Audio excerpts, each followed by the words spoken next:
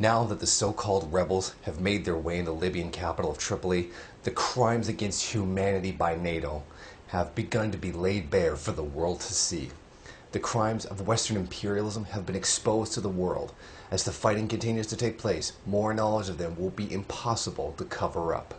The siege of the city, which is thought by many to be the endgame of Gaddafi, is placing 2 million Libyan civilians at risk for death.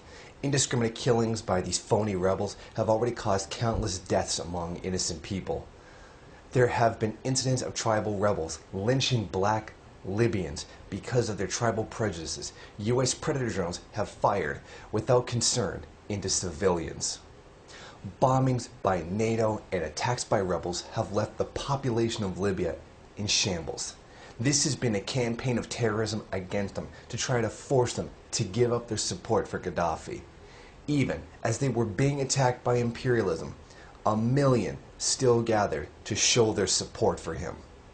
No longer can NATO deny the entire invasion was intended to assassinate Gaddafi, not to liberate the supposedly oppressed people of Libya.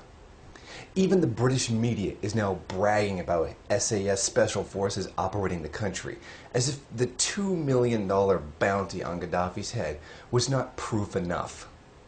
The Associated Press has reported that a tent city was raised near the Gaddafi compound in support of Gaddafi has been massacred by the so-called rebels. Some were found with their hands bound behind their backs and shot. Reporters covering the bloody find referred to it as a killing field. They also found burned bodies inside an ambulance, one of them still with an IV drip in its arm. Amnesty International has already created a report around one of the NATO detention camps.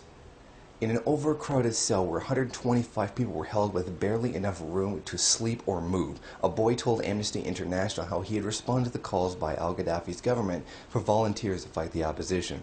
He said that he was driven to a military camp in Azazawiyah where he was handed a Kalashnikov rifle that he did not know how to use.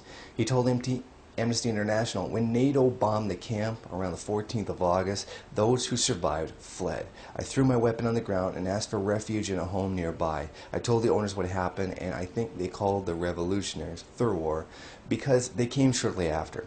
They shouted for me to surrender. I put my hands in the air, and they made me kneel on the ground and put my hands behind my head.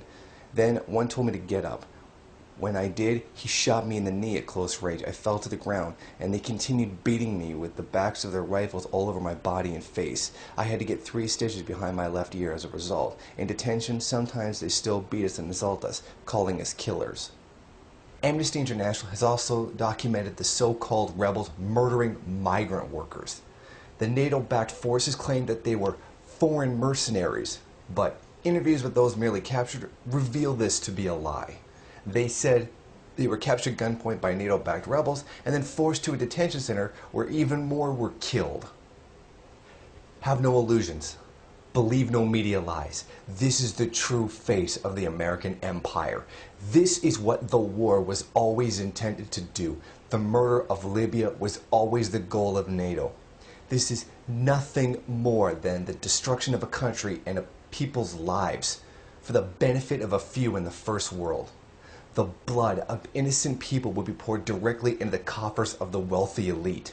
The deaths and tortures of these people are directly a result of capitalism's insatiable hunger for profits. U.S. President Barack Obama and every other leader who has supported this war belongs in prison for life for war crimes.